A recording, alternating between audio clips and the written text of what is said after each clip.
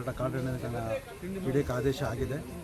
ಆ ನಿಟ್ಟಿನಲ್ಲಿ ಈಗ ನಾವು ಐಡೆಂಟಿಫೈ ಮಾಡ್ಕೊಂಡಿದ್ದೀವಿ. ಒಟ್ಟು 5 ಆನೆಗಳಿಗೆ ನಾವು ರಿಕ್ವೆಸ್ಟ್ ಕಳಿಸಿದ್ದು. 5 ಆನೆಗಳಲ್ಲಿ 2 ಆನೆಗಳಿಗೆ ಪರ್ಮಿಷನ್ ಸಿಕ್ಕಿದೆ.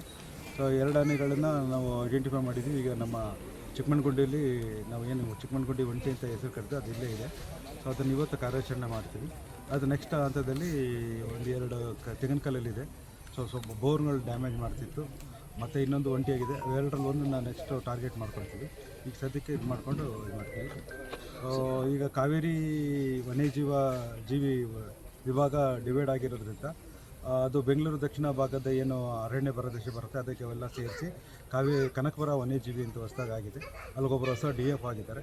ಸೊ ಈ ಭಾಗದ ಸಮಸ್ಯೆಗಳಿಗೆ ಅಲ್ಲಿಗೆ ಅವ್ರು ಬಂದ ಮೇಲೆ ಅವ್ರ ಜೊತೆ ಚರ್ಚೆ ಮಾಡಿ ನಾವು ಅಲ್ಲೂ ಕೂಡ ಬ್ಯಾರಿಕೇಡನ್ನ ವ್ಯವಸ್ಥೆ ಕೂಡ ಮಾಡಿದ್ದೀವಿ. ಈಗಾಗಲೇ ನಾವು ಮುಖ್ಯಮಂತ್ರಿಗಳು ಒಂದ್ಸಲ ಚರ್ಚೆ ಮಾಡಿ ಈ ಒಂದು ದಕ್ಷಿಣ ಜಿಲ್ಲೆಗಳಿಗೆ ಎಷ್ಟು ಬ್ಯಾರಿಕೇಡ್ ಬೇಕಾಗಿದೆ, ಕಿಲೋಮೀಟರ್ ಇದರಲ್ಲಿ ಬ್ಯಾರಿಕೇಡ್ ಬೇಕಾಗಿದೆ, ಪ್ಲಸ್ ಅದಕ್ಕೆ ಎಷ್ಟು ಅನುದಾನ ಬೇಕಾಗಿದೆ ಮತ್ತು ಏನೇನು ಕಾರ್ಯಕ್ರಮಗಳು ಬೇಕಾಗಿದೆ ಅನ್ನೋದು ಒಂದು ಇದನ್ನು ಲಿಸ್ಟ್ನ ತರಿಸ್ಕೊಂಡಿದ್ದಾರೆ.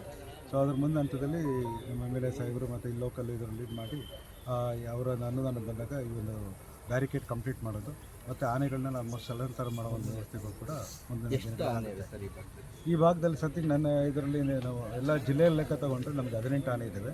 ಅದು ತೆಂಗಿನಕಲ್ಲು ಅರಣ್ಯ ಪ್ರದೇಶದಲ್ಲಿ ಸುಮಾರು 10ರಿಂದ 12 ಆನೆಗಳು ಜಾಸ್ತಿ ಇದಾಗಿದ್ದಾವೆ. ಸೊ ಈಗ ಒಂದು ಭಾಗದಲ್ಲಿ ಟ್ರೆಂಚ್ ಹೊಡೆದಿದ್ದೀವಿ. ಆ ಟ್ರೆಂಚ್ ಹೊಡೆದು ಬ್ರಹ್ಮಣೀಪುರ, ತಗಚಕೆರೆ ಆ ಕಡೆ ಭಾಗದೆಲ್ಲ ಟ್ರೆಂಚ್ ಹೊಡೆದಿರೋದ್ರಿಂದ ಸ್ವಲ್ಪ ಅವಳಿ ಕಡಿಮೆ ಆಗಿದೆ. ಮುಂದಿನ ಭಾಗಕ್ಕೂ ಟ್ರೆಂಚು ಆದೇಶ ಆಗಿದೆ, ಟೆಂಡ್ರೆಲ್ಲ ಕರೆದಿದ್ದೀವಿ. ಸೊ ಫೈನಾನ್ಷಿಯಲ್ ತಾಂತ್ರಿಕ ಒಪ್ಪಿಗೆ ಆಗಿದೆ. ಫೈನಾನ್ಷಿಯಲ್ ರಿಲೀಸ್ ಆದ ತಕ್ಷಣ ವರ್ಕ್ ಆರ್ಡರ್ ಕೊಟ್ಟು ಅದು ಕೂಡ ಮುಂದಿನ ಕಾಮಗಾರಿ ಸುಮಾರು 11 ಕಿಲೋಮೀಟ್ರ್ ಕಾಮಗಾರಿ ನಾವು ಟೆಂಡರ್ ಮಾಡಿದ್ವಿ. ಸೊ ಅದರಲ್ಲಿ ಸೇವಿಂಗ್ಸು ಕೂಡ ಸೇರಿಸಿ ಇನ್ನೊಂದು 15 ಕಿಲೋಮೀಟ್ರ್ ಆಗುತ್ತೆ. ಸೊ ಇನ್ನೂ ಸ್ವಲ್ಪ ಭಾಗದಲ್ಲಿ ಪ್ರಾಬ್ಲಮ್ ಆನೆ ಅಕಸ್ಮಾತ್ ತೆಂಗಲ್ಕಲ್ಲಿ ಇದ್ದರೂ ಕೂಡ ಪ್ರಾಬ್ಲಮ್ ಕಡಿಮೆ ಆಗುವಂಥ ಒಂದು ಸಾಧ್ಯತೆ ಇದೆ.